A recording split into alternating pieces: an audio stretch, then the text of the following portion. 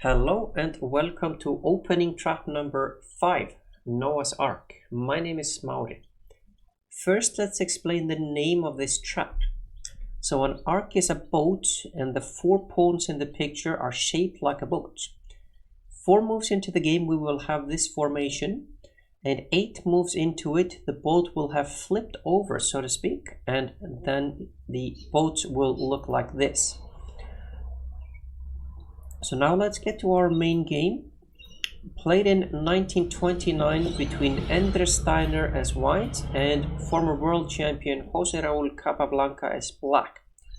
And the Noah's Ark is a trap that black does in the so-called Ruy Lopez, or the Spanish opening. So let's see how that goes. e4, e5, knight f3, knight c6, bishop b5. This is the Ruy Lopez or Spanish opening. And a6, bishop a4, and now the most common move is knight f6, but to do this trap we play d6. So now we have played 4 moves, and notice how we have our little arc here from a6 through b7 and c7 to d6. That's 4 moves. Later we'll see the arc flip over, and then the pawns on b7 and c7 will be on b5 and c5. So now a good move for white would be, for example, c3. But if you play d4, it doesn't cost you the game or anything yet, but you're sort of on your way to falling into this trap though. So d4 maybe not the best move. What black does now is first he plays b5, attacking that bishop who has to retreat to b3. And now black will play knight takes d4. And white will of course recapture, otherwise he will just have lost a pawn for nothing. So after take, white will now want to recapture the pawn on d4. And that's a mistake. What white should have done, he has a couple of options. I'll just show one of them. a4 would have kept white in the game, but since this is about the trap, we are going to see how white fell for the trap by doing the most obvious move, which is to recapture that pawn on d4. But now white is actually lost after the move c5. So notice how the arc comes to life again, and this time it has flipped over, so to speak. The pawns on b5 and c5 are the same that used to be on b7 and c7, so the arc has just simply flipped over. To be clear, we're not making this trap to just build this nice boat, although that is a nice formation. The point of this trap is actually to win the bishop on b3. We'll see how that happens now.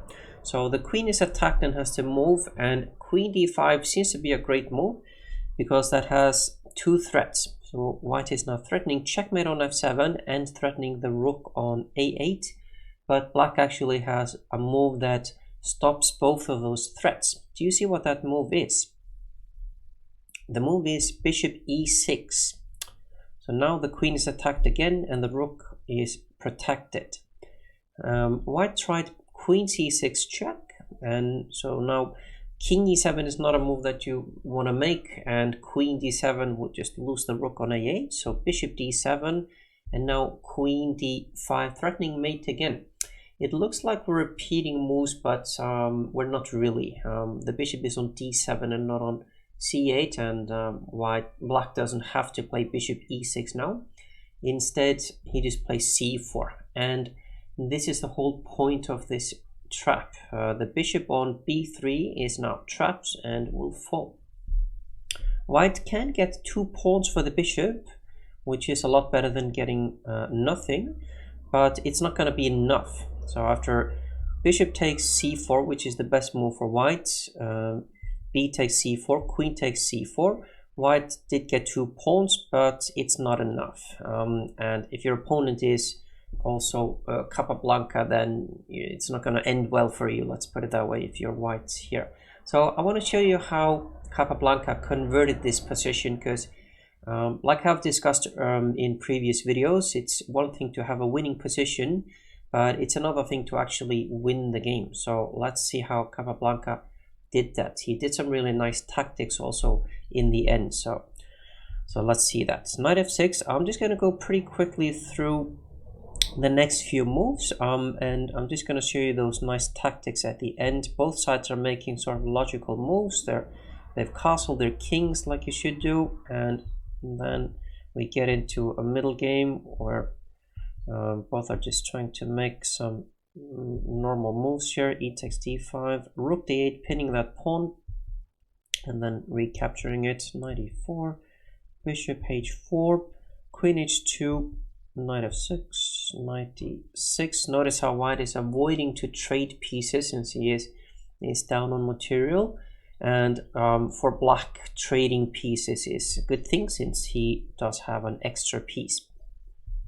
Queen g6, bishop a5, rook d7, c4, knight e4, and queen f4. This is the mistake that Capablanca has been waiting for.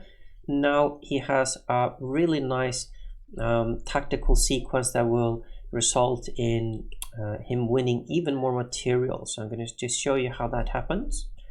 First, he takes on f2, trading two minor pieces, the bishop and the knight, for a rook and a pawn. Wouldn't be good, or at least not great, but this is all part of something bigger. He will actually win material because the rook on a1 will be unprotected in the end of this sequence. So let's see. Obviously, if white doesn't take this bishop, then that's just a pawn for free. So rook takes f2, knight takes f2, and you can't play queen takes f2 because then the knight on d6 is hanging. So you have to now take with the king. And now we'll see a tactic called overloading. Basically what that means is that the queen on f4 has more jobs than she can handle. So what she needs to do is she needs to protect the knight on d6, but she also needs to protect another square.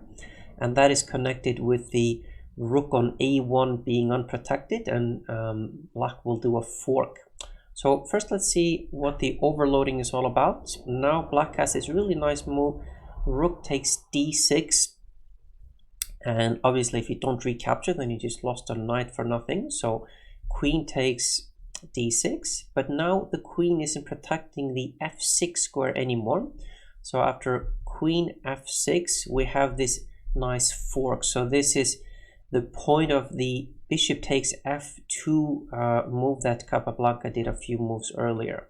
So this is how really strong players calculate their way into winning positions through a series of tactics. So basically white will now have to move the king somewhere, and then we can just pick up that rook. So after king g3, queen takes a1, Steiner resigned, and who can blame him facing such a great opponent and being a rook down for pawn now. So he resigned here. Of course you can, if you're playing against a weaker opponent, you can of course play this on as white, but against a strong opponent it's going to be pretty hopeless. So that's the Noah's Ark opening trap. Thank you very much for watching, and see you in the next video. Bye bye.